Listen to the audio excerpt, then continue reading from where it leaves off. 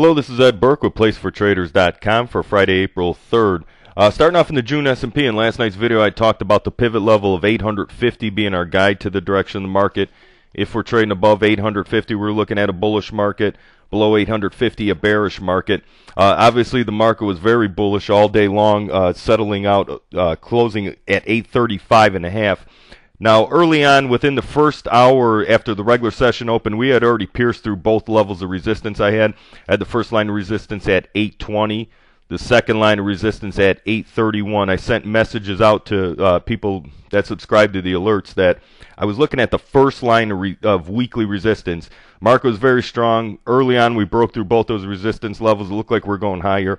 First line of weekly resistance was 838. I told people if you're long, because of the bullish market, look to take profit at 838. If you want to be aggressive, short the market at 838, which actually either one of them weren't bad ideas. The market settled at 835.5 but stayed under that 838 level. In fact, the last half hour of trading, it was very volatile. The market went down to as low as 826, and about the last 15 minutes then rallied back up to 835. So there was some opportunity there.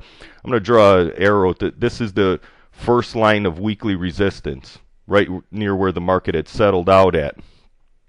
Now for Friday, I'm looking at the pivot level of 828.5. We need to stay above 828.5 for a bullish market. Mind you, we settled at 835.5, so we need to stay above 828.5 for a bullish market. I'm looking at the first line of resistance up at 850. The second line of resistance at 863. For support, I'm looking at the first line of support at 815.5. The second line of support down at 794. Now, and with these pivot numbers, I have, it looks a little jumbled in there. I have daily, weekly, and monthly pivot numbers in there.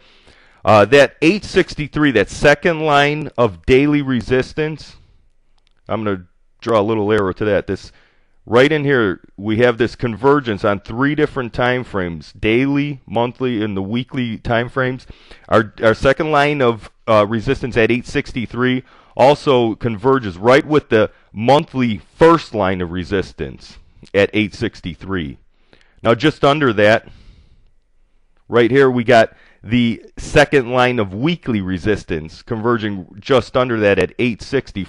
So between that 860 and 863 level, we have daily second line of resistance 863, monthly first line of resistance at 863, and weekly second line of resistance at 860. We have convergence of those two time frames. Just wanted to point that out. Tomorrow morning, all important, the March unemployment numbers, 8:30 a.m. Eastern Time. Non-farm payrolls, the expectation is for a drop of 670,000 jobs.